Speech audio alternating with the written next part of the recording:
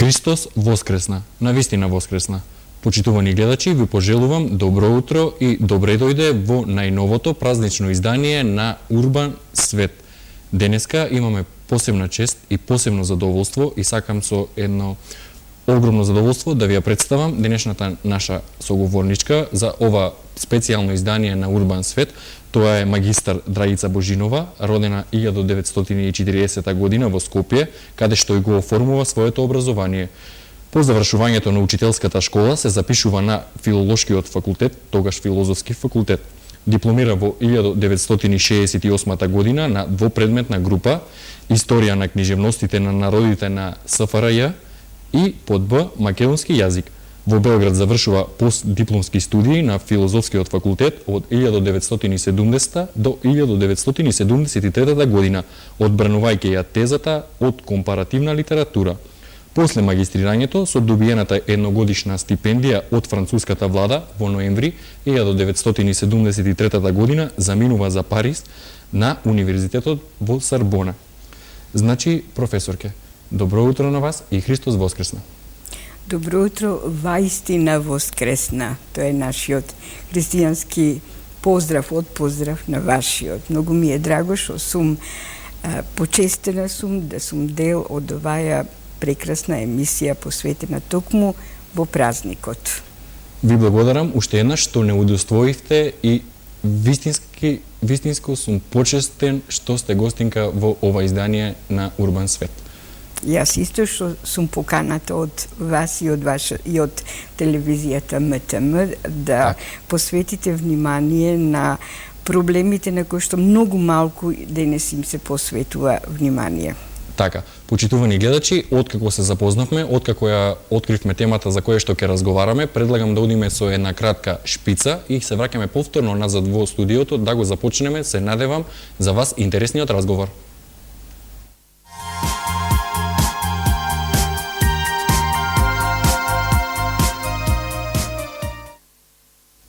Повторно сме назад во студиото на Урбан Свет. Значи, професорке, да започнеме. Што значи јазикот за еден народ? Јазикот е посебна привилегија што Господ Бог ја дал на луѓето. Не само за нашиот народ, за сите народи на светот што постојат и сите јазици, велат дека има околу 6000 јазици кои што постојат, е неверојатно голема привилегија. Јазикот е една специфична материја, многу специфична. Тој представува во исто време идентитетот на секоја една поединка и на дел од еден колектив, поединката како дел од еден колектив. Значи, народот, нашиот почитуван професор Конески има кажано дека народ без јазик не е народ и јазик без народ не е јазик. Значи, тие се двата елементи кои што идат на поредо. Преку јазикот, всушност, нашиот мајчин јазик, ние ги изразуваме чувствата, комуницираме со останатите луѓе околу нас, особи околу нас. Преку јазикот изразуваме желби, преку јазикот ствараме големи уметнички дела, литературни дела ствараме, преку јазикот оди нашата религија, значи преку јазикот апсолутно оди се. И затоа одредени влади, одредени луѓе и политичари неверојатно големо место му придаваат на јазикот. Јазикот влегува како категорија општествена во сите устави на државите, значи тие се официјални, зависи кој јазик е официјален јазик на државата, влегува во секојдневниот живот на комуникација, јазикот исто така влегува во законските норми за употреба на еден јазик, за кој што во последно време јас лично мислам дека многу не се почитуваат, па имаме лошо представување на македонскиот јазик, нели? Потоа би требало да се каже дека Јазикот е еден систем, секој народ, секој јазик е еден систем и многу тешко се влага во тој другиот систем. Значи се ствара еден, секој јазик создава еден бедем, јазичен бедем и ние можеме да живееме, ево во Скопје живеат македонци, живеат и други некои, меѓутоа јас јазикот на некој други не го знам. Не го знам заради тоа што мојот јазик е официјалниот јазик на државата и нормално дека јас го зборувам. Меѓутоа, постојаното дружење со другите кои што имаат друг јазик во мојот град, не значи дека јас ќе ја земам нивната лексика, нивните зборови и ќе ги употребам во мојот јазик. Заради тоа што јазикот се учи главно од 0 години, односно кога се раѓа бебето, нели, се смета дека е до 20 години, кога се формира јазикот кај секоја една индивидуа и дека во многу тесна сообразеност со психофизичкиот развој на детето. Би кажала дека секој мајчиниот јазик си го носи цел живот и тоа е првиот јазик со кој што он комуницира. Другите јазици ги учи преку јазик, именки, заменки и така натаму, нели сето тоа, но прво мора да го научи својот собствен јазик, па потоа да ги учи другите јазици. И ќе кажам дека македонскиот јазик е многу богат јазик. Македонското народно творештво е неверојатно богато. Јазикот е земен од македонското народно творештво и од македонските дијалекти, па некаде е кодифициран од страна на соодветна комисија 44-45 година. Како што јазикот се пренесува од генерација на генерација усно, така исто се пренесуваат и дијалектите. Дијалектите можеме да ги представиме така како еден музеј, па знаете има камченца, секакви, да речеме, за кумански говор, за кочански говор, за струмички говор, меѓутоа со десетици, стотици, илјади години тие говори постојат. Так. Тоа би било кратко што е јазикот воопшто за секој еден народ, со тоа што мислам дека ние македонците помалку се грижиме за нашиот македонски јазик отколку другите јазици, другите народи. Така, значи, дали би сакале вие, професорке, да ни ги објасните 4 алки кои што се основата за пренесување на сите јазици, значи? Така на едни предавања во Париз, во така наречен Колеж де Франс, кај што следев одредени предавања од генетска лингвистика, така ја вика. Они истражувачи кои што истражувале во Африка кај некои народи, во кај ескимите и така натаму. И они го објаснуваат тоа, јас направив нешто меѓутоа многу примитивно, би го објаснила, бидејќи јазикот прво се развива во семената клетка, се пренесува од мајка на ќерка, нели, и се смета дека постои период од 4 генерации по 20 години, нели, кои што се надоврзуваат една на друга и во текот на тие 20 години кои ќе се роди бебето до оние 20 години што ги спомнавме, дека оди јазикот тогаш се пренесува од мајка на ќерка. Меѓутоа тоа е јазик кој што е присутна и бабата. Значи и другите, тука имаме ќерката до 20 години, мајката до 40, бабата до 60 години, нели? И прабабата, бидејќи имаме семејства кај што прабабата е жива. И тоа е тој јазикот како еден синџир со алки, кај што е представено алката на ќерката, мајката, бабата, прабабата. И тоа изнесува 80 години. Так. Сега прабаба, која што и она го предава јазикот, дојде од незината прабаба, која што исто така 80 години. кога имала 80 години. Значи имаме циклус 80-160 години.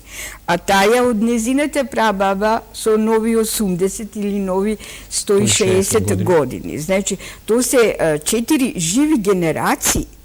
Значи, јазикот се предава преку тие живи генерации на од 80 години, 160 години и така натаму, и тоа оди во недоглед. Нели, јазиците се многу стари. И сега секој јазик, рековме дека си создава свој бедем, јазичен бедем. Се пази, не прифаќа нови зборови. Тука постојат разни начини на каков начин ќе го натерате, ќе го раселите еден народ, ќе му земите земјата, ќе направите екзодус, ќе го протерате, ќе го уништите семејството ќе се распрсне на сите места на планетата, ќе го загуби јазикот на тој начин, и на тој начин се уништува и јазикот и народот. Така, значи, на кој принцип е создаван македонскиот јазик, односно дали постои врска на македонскиот јазик со групата на старословенски јазици? Да, постои со така наречените старословенски јазици, бидејќи македонскиот јазик заедно да речеме со одредени народи јазици од екс-република, екс-СФРЈ, српскиот јазик, словенечкиот јазик, ние порано викавме дека е тоа српско-хрватски, сега се вика дека е посебно српски, посебно хрватски, па сега има нови кодификации, па има така наречен црногорски јазик, па бошњачки јазик, значи се создаваат нови, то не се нови јазици, меѓутоа се зима одредени наречја и врз база на нивниот говор се пишува граматика и тие правила се применуваат на идните генерации, тогаш се вели дека е тоа тој јазик, нели. Во таа група на старословенски јазици спаѓа и рускиот јазик и некои други. Исто како што да речеме спаѓа во така наречената романска група на јазици, спаѓаат францускиот, румунскиот, италијанскиот, шпанскиот и така натаму. Тоа, значи, постои едно семејство на јазици, од кои што потоа си се имаат заеднички корен. Така, значи, многумина тврдат дека македонскиот јазик е создаден во 8 и 9 век, односно кога се смета дека на ова наше поднебе пристигнале словените. Меѓутоа, вие изнесувате голем број на факти со кои директно се побиваат овие зли јазици кои преку зла пропаганда се шири последниве неколку децении и дури самите ние се запрашуваме во последно време дали е така. Дали би сакале, како, еве да кажеме, вие споменувавте пример со парите на Александар Македонски кој што ги користел своевремено, голем број од буквите кои што се употребувале тогаш од тогашната азбука се употребуваат и денес. Како вие гледате на сите овие факти во сегашноста? Така, знаете, мојот татко, вака приватно можам да кажам, дека мојот татко бараше кога јас бев дете уште, тој бараше јас да му ветам, да се заколнам, да му ветам дека никој пат јас нема да се занимавам со политика, иако јас тоа не го разбирав многу, но бидејќи ми беше татко, јас му ветив на мојот татко и кога му реков дека ќе одам во учителска школа, дали тој се сложува, ќе бидеш учителка, утре ќе бидеш наставник, професор, па добро, тоа е просвета, тука е се јасно, сите деца треба да учат пишување и така натаму, може, јас не можев да сватам дека и тука може да има нешто друго и дека тука може политиката да вмеша до таа степен да ги вмеша своите прсти, да кој што длабоко задира, го повредува, стечи идентитет, да се лицитира, да се зборува овој народ е тоа или ние сме ова или ние сме она без одредени докази за тоа, мислам дека е страотно, лошо е, да некој нема право, прво, да не му се каже вистината, која е историската вистина, и второ, да се насочува дека он е дојден, он е ова, тој е тој и така натаму. Нели, но има нови истражувања, кои што јас сум размислувала така, бидејќи така ме учеле, и мене ме учеле дека словените дошле, дека нашиот јазик е од тогаш, дека се што имало во Македонија било уништено, не постоело ништо, тие дошле, останале тука и почнала да се развива една цивилизација, што воопшто не е точно, нели? Со идентитетот не смее да се лицитира. Јас моите истражувања до одењето некаде како лектор 91-92 година во Париз, нели, претходно работев во Институтот за фолклор и одев на истражување низ македонските села, некаде над 350.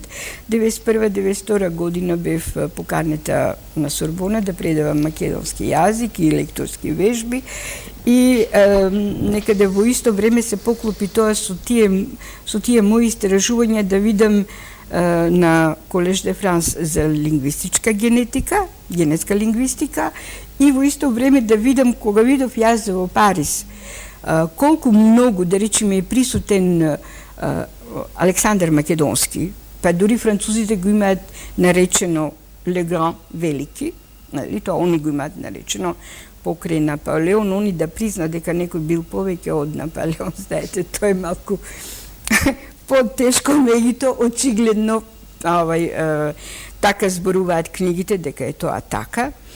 И се свртев малку да видам која сум, шо сум, кои се моите корени, кој е мојот јазик, дали навистина мојот јазик може да потекнува од 6-7 век или пред тоа има нешто друго. Јас многу ја почитувам книгата Историјата на македонскиот јазик од мојот професорот Блаже Конески, за кој што знам дека е научник од светски глас. Меѓутоа, факт е дека на некој начин очигледно он ја започнува историјата некаде од 7-8 век, од кога имаме ние и говор, меѓутоа имаме ние и пишани документи, нали? Пишани стари ракописи. Меѓутоа, факт е дека нема палеолингвистика. Без палео, и моите постари колеги ми викат, палеон лингвистика, стара, многу стара, не може да се дојде до корените. Јас моите први тие сознанија ги должам во однос на тоа, на преиспитување на како јазичар, како истражувач на лингвистиката, му ги должам главно на двајца-тројца научници пред мене. Првиот е професорот Ташко Белчев, со неговата, ако сакате таа книга да се види, ако може. Еве вака, камерите ќе ја регистрираат. Така, во која што он врз база на топоними и одредени други научни методи дојде до едни резултати за 4000 стара македонска цивилизација. Тоа беше во периодот, да речеме, кога јас ги следев неговите текстови, во списанието Македонија излегуваа неговите текстови, јас сеќам дека ги фотокопирав тие, им ги делев на моите студенти. Тоа е еден од научниците кој што има направено многу на тоа поле. Друг научник кој што направил многу на тоа поле е господинот Васил Илјов, поготово сега со последните, немам од господинот Васил Илјов, немам материјал тука. Меѓутоа, он има извореден, он има дојдено, да речеме, некаде до врз база на одредени материјали до кои што успеал да дојде за староста на македонскиот јазик, македонското писмо, до 17.000 години пред нашата ера, господинот Васил Илјов. А најновото што му е сега, најновите резултати му се врз база на еден ставено во интернет од страна на Руската академија, на една коска од мамутка напишан одреден текст и тој го има дешифрирано и го има презентирано на некој начин, меѓутоа врз база на одредени научни методи кои што се наречени карбонат C14, со кој што се одредува староста на одреден артефакт, тој стигнал до 40.000 години пред нашата ера. И мислам дека се тоа едни несоборливи факти, знаете, и боговите клечат пред фактите, така велат, нели? Овие истражувања и послужеле на мојата, нажалост сега покојна колешка, господјата Лидија Славеска, така, да напише, тој е вториот том од македонската генеза, односно етногенезата на македонскиот народ, е првата книга, во која што ние ја наоѓаме и оваа карта на Македонија. Можете да ја покажете вие? Да. Е така? Ево оваа карта на Македонија, Така. на кој што се гледа старите населеноста на Македонија. Тоа е некаде околу 150-60 години, ми се чини, или пред или по нашата новата ера, не знам точно, треба да се провери за тоа.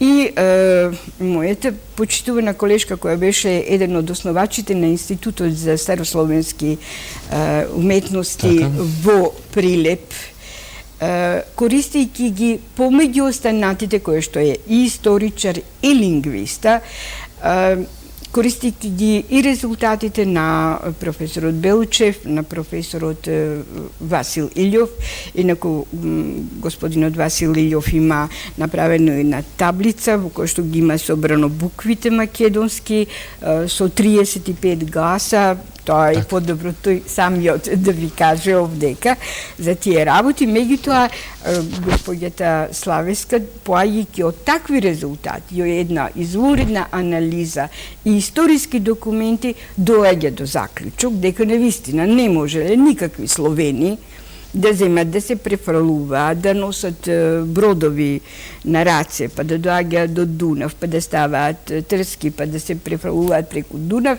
да доаѓаат во пуста Македонија, нели, како што се вели, дека немало никој, се е тоа закопано, и да започнуваат некоја цивилизација за која што сега е наша цивилизација. Јас ево само ќе направам една мала дигресија, ево би го покажала галичката носија, така, да се, ако може да се зумира. Да гледаат нашите гледачи и слободно може да продолжи по своја. Галичката носија, знаете, не се прави ни за 1000, ни за 1500 години. Во Западна Македонија, Галичник и Река и другите региони воопшто не е чепнато тамо археолошки, за да излезат на видели на старите работи. И добро е што во последно време, ево, неверојатно се посветува доста внимание на археологијата, бидејќи таа е таа што нам ни ги дава доказите. Нали, тоа би било од прилика нали, за значењето, за топонимите и така натаму. Ево, вака само насочувам дека е многу важно. Нали, ние имаме стари имиња, се знаат, тие постојат. Ево, да речеме, во Преспа, делот кој што е према Корча, према Тирана, под Албанија, нели, постои на место кај што имаше оние експлозии, грдец, нали? Мислам, карактеристично од грдец, наставката ец, чиста македонска наставка. Сега, зошто зборуваат луѓето така? Зборуваат од една проста причина, ние да не постоиме, дека ние сме дојдени овдека, дека другите се староседелци, дека тие имаат право и дека понатаму не треба ние да... треба едноставно им пречиме, треба да не снема. Тоа е. Еднако во однос на... Точно е дека во однос на монетите, нумизматиката, како едно од средствата за докажување на староста на нашите јазици, се наоѓа и во монетите, нумизматиката, нели? Нумизматиката во една од овие книги посветена на калешите, убаво се гледа тука одредени букви А, Л, Е, А, Д, Р и така натаму, кои што ги наоѓаме и ден денеска по нашата азбука. Некои од овие букви, 3-4 така нешто, мислам, се наоѓаат и во грчкијата азбука, и потоа не викате, еве, ние сме ви ги дале вашите букви, но тие букви се наоѓаат исто и во рускиот јазик, па така да некако излегува нелогично, како грците успеја на 130 или 100, колку се 100, ми се чини. Околу 130 милиони. Околу 130 милиона, да ги натераат тие букви исти, да ги употребат и русите, нели? Русите вршат, Руската академија на науки, мисля, че и Полската и некои други академии се занимаваат со овие прашања во однос на староста, во однос на тоа дали словените, јужните словени дошле од зад Карпатите и така натаму, и при тоа користат нови методи. Мислам дека тие нови методи навистина не го остава човек да се сомнева. Ако постои ДНК и ако порано се сомневале дали ова е вака, дали ова дете е на ово или оно, и меѓутоа кога ви дојде ДНК се знае дека е тоа така и тука немате што да... Така. Почитувани гледачи, сега предлагам да одиме со една кратка пауза и се враќаме повторно назад во студиото да го продолжиме нашиот разговор.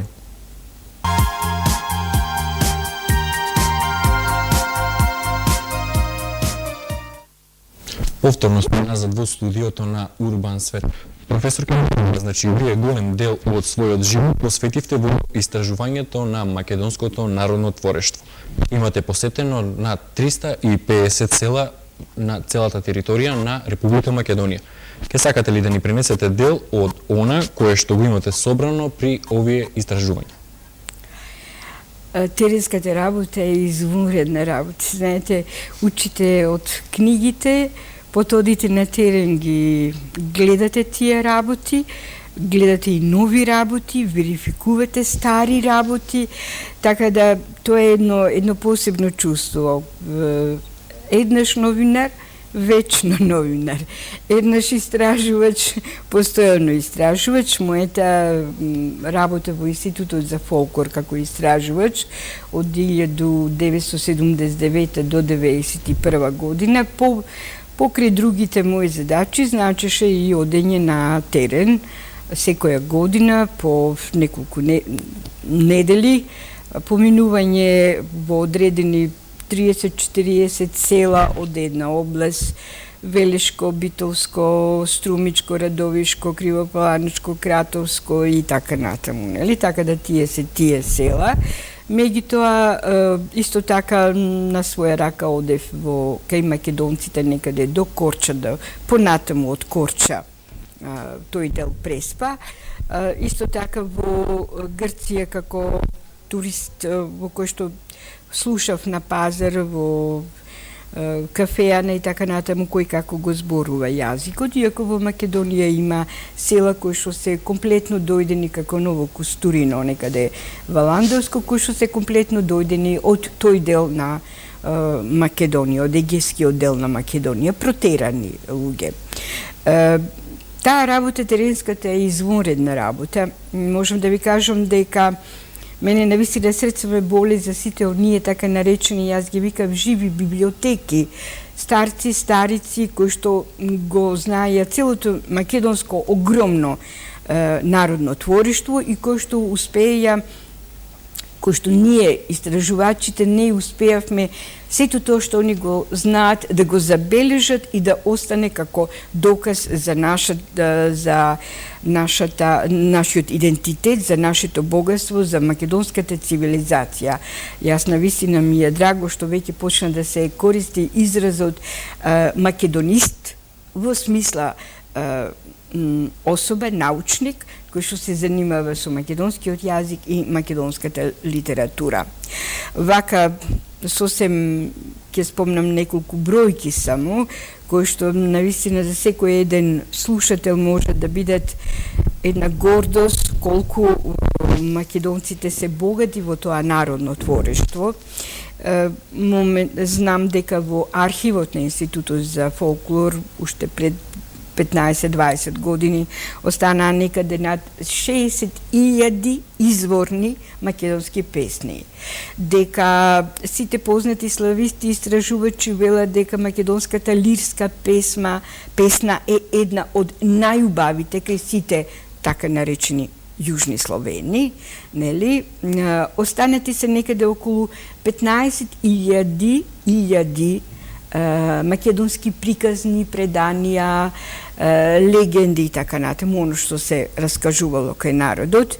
Можам да кажам дека ниту во областа на македонската мудрост македонците не биле ништо помалку, заради тоа што има оставено некаде околу 15.000 народни пословици кои што зборуваат, пренесуваат народната мудрост од поколение на поколение. Значи не е нешто што е створено од 7-8 век, меѓутоа постои со хилјадници години.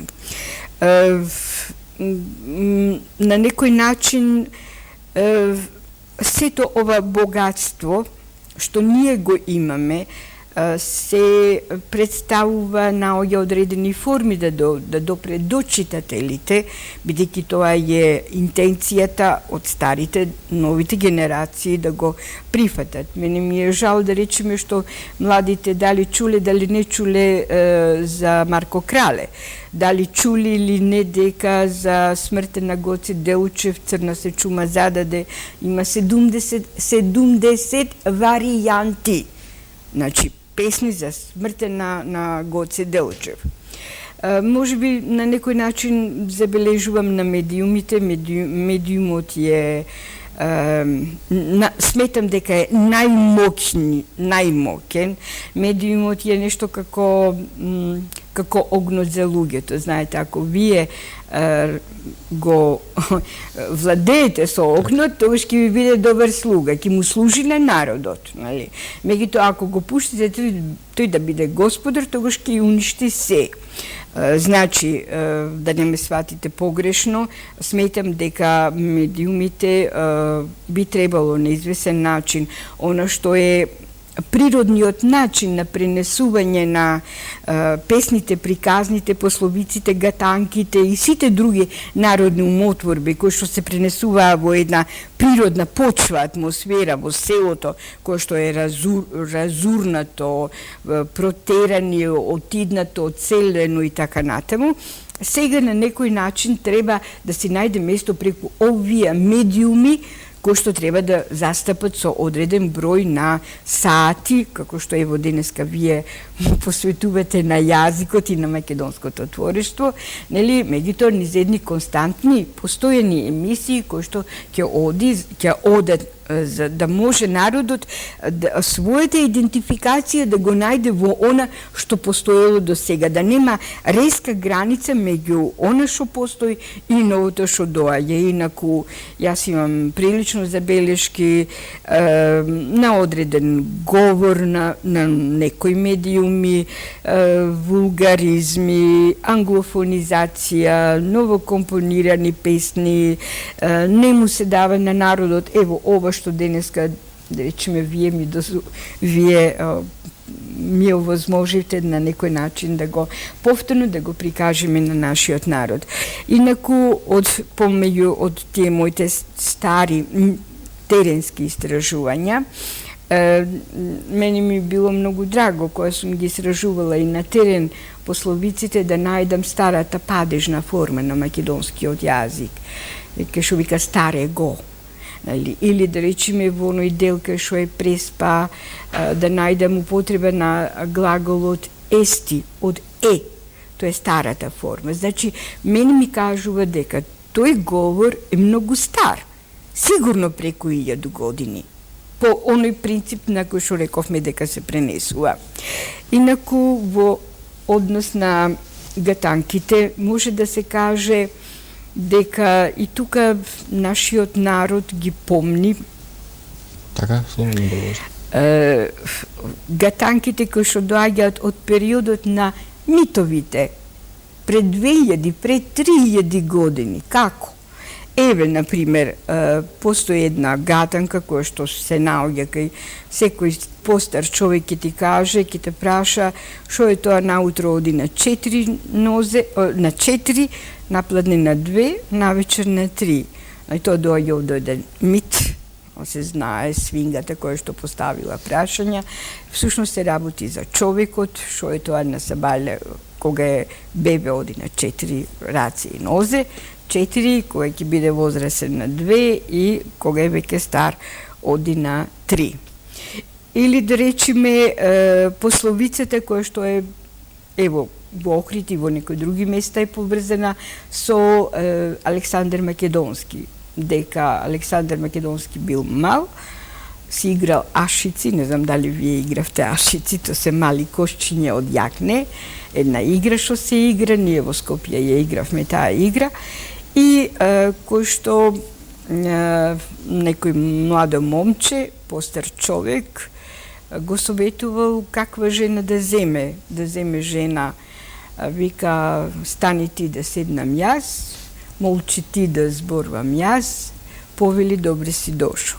Момчето бара совет од Александар да му каже што тоа значи. И овој му кажува дека нему да земеш девојка која ќе ти рече стани ти да седнам јас, ти молчи јас да зборувам, туку ќе земеш девојка што ќе ти каже повели добре си дошол дома, повели седни.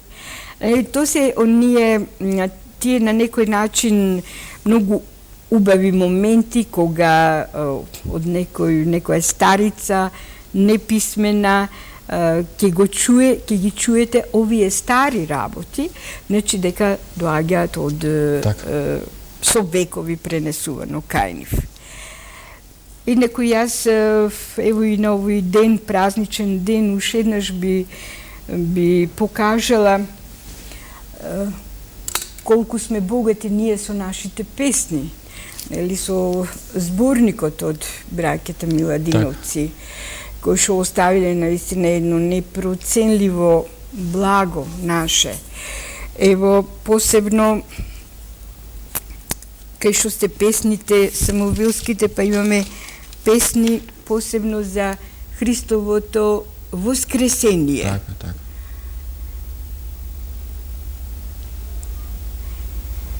Имаме за Богородица, за Свети Ѓорги.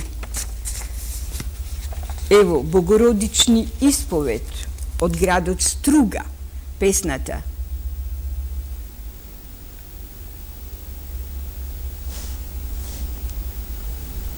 Дали е добро? Да.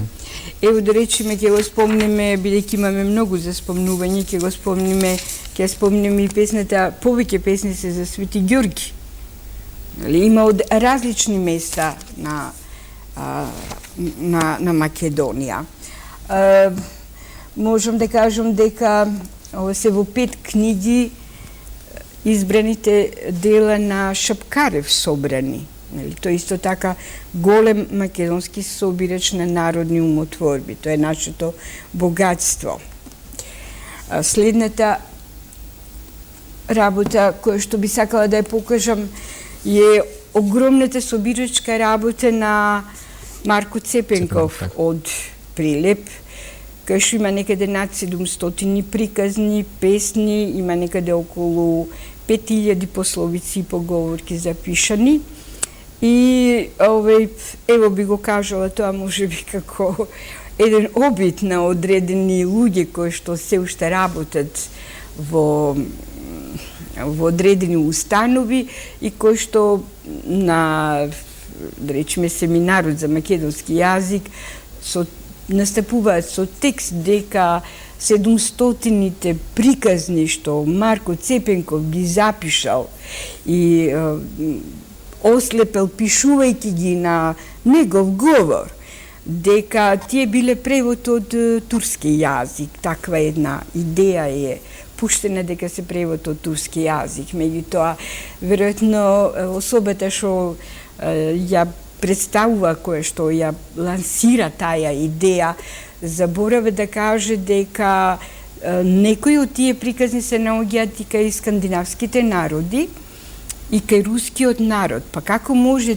турците да им ги дале на скандинавските народи и на руските народи и на рускиот народ да им ги дадат овие 700 приказни. Знаете, такви работи се протуруваат и се даваат. Јас би сакала, ево како доказ за она што ние го зборувавме, дека македонскиот јазик е систем, јазичен, математички јазичен систем и дека воопшто не се менува. Еве, повеќе пати сум зборувала за оваја книга. Меѓутоа, мислам дека ќе има секако нови гледачи кои што ќе сакат да ја видат оваа книга. Тоа е еден ракопис што французите го земале од Ватиканската библиотека, на пергамент напишан, во кој што има некаде околу 400 македонски збора, запишан е во Костурско, кај Костур, и кај што има 3 македонски прекрасни лирски песни, љубовни песни. Ние немаме толку време за да можеме да кажеме, меѓутоа сепак јас еве ќе кажам, можеби камерата ќе може да фати тука одредени работи, зборовите што се напишани, 400 збора што се напишани тука, се истите зборови што и ние ги употребуваме. Например, употребуваме и тука, и тогаш 1520 година и денес 2009 година, ние го употребуваме истите денови, понеделник, вторник, среда. Употребуваме зборовите јагода, круша, јаболка, животните, овца, крава и така натаму. Така да нема, апсолутно нема никаква измена, никакво милиметарско поместување на јазикот. Тоа е она во прилог на онаа теза, но оние 4 алки од синџирот кај што се надоврзуваат едно со друго. Значи јазикот си има своји законитости и не се мрта. Така, еве сега, како што и кажавме на почетокот од вашата биографија, вие поголем дел од својот живот престојувавте во Франција, значи на тамошниот универзитет.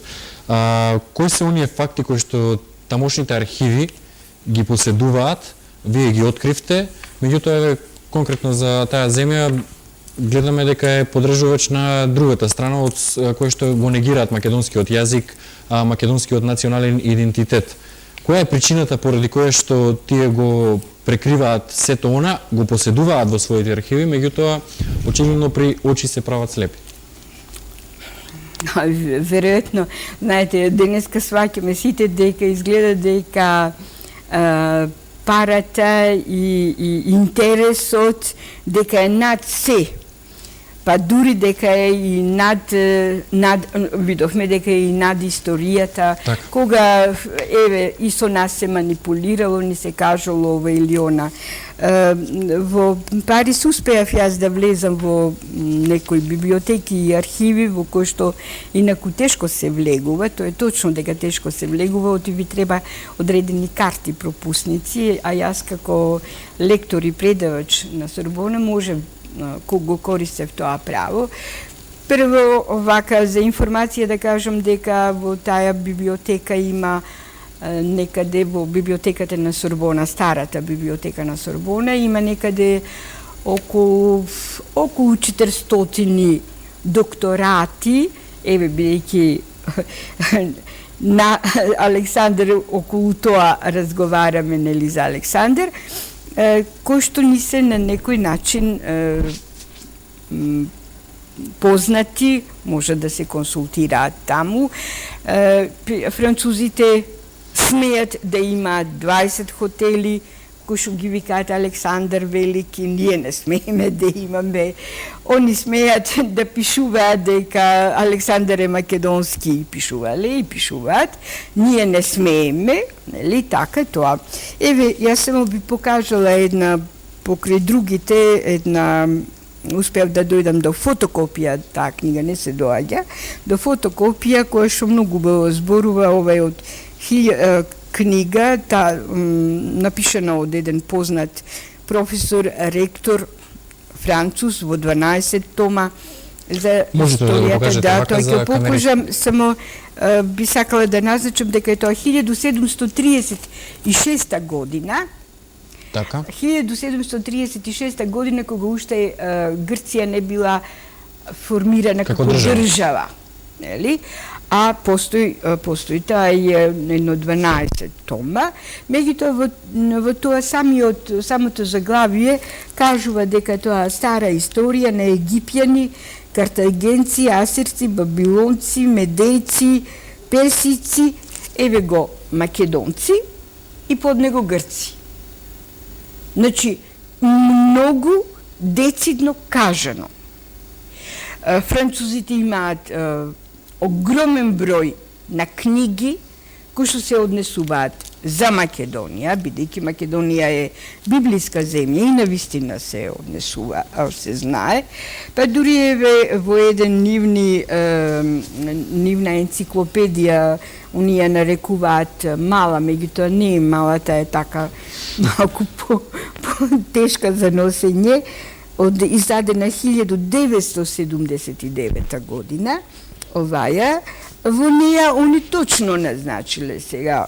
Сега велат нешто друго, може би требава да им испратиме на дипломатите на во нив, да речеме, точно е кажана експедицијата на Александар, точно стои.